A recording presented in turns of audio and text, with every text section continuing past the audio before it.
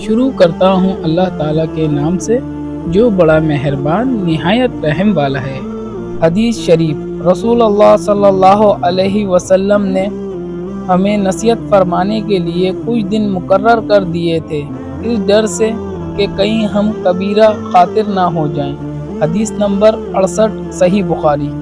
حدیث شریف، وہ خطبے میں فرما رہے تھے کہ میں نے رسول اللہ صلی اللہ علیہ وسلم کو یہ فرماتے ہوئے سنا کہ جس شخص کے ساتھ اللہ تعالیٰ بھلائی کا ارادہ کرے اسے دین کی سمجھ عنایت فرما دیتا ہے، اور میں تو محض تقسیم کرنے والا ہوں، دینے والا تو اللہ ہی ہے، اور یہ امت ہمیشہ اللہ کے حکم پر قائم رہے گی، اور جو شخص ان کی مخالفت کرے گا انہیں نقصان نہیں پہنچا سکے گا یہاں تک کہ اللہ کا حکم قیامت آ جائے اور یہ عالم فنا ہو جائے۔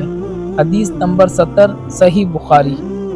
حدیث شریف، ایک دن میں اپنی بہن اور رسول اللہ صلی اللہ علیہ وسلم کی اہلیہ محترمہ حفصہ رضی اللہ عنہا کے مکان کی چھت پر اپنی کسی ضرورت سے چڑھا تو مجھے رسول اللہ صلی اللہ علیہ وسلم قضا حاجت کرتے وقت قبلے کی طرف پشت اور شام کی طرف منہ کیے ہوئے نظر آئے۔ حدیث نمبر 148، صحیح بخاری۔ حدیث شریف، رسول اللہ صلی اللہ علیہ وسلم نے فرمایا کہ جب تم میں سے کوئی بیت الخلاء میں جائے تو قبلے کی طرف منہ کرے، نہ اس کی طرف پشت کرے بلکہ مشرق کی طرف منہ کر لو یا مغرب کی طرف۔ صحیح بخاری۔ حدیث نمبر 144۔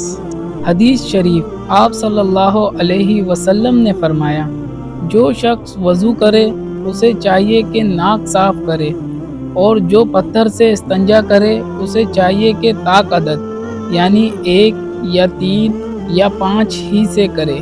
صحیح بخاری۔ حدیث نمبر 161۔ ثواب کی نیت سے برائے مہربانی ویڈیو کو لائک کریں اور چینل کو سبسکرائب کر لیں۔ جزاک اللہ۔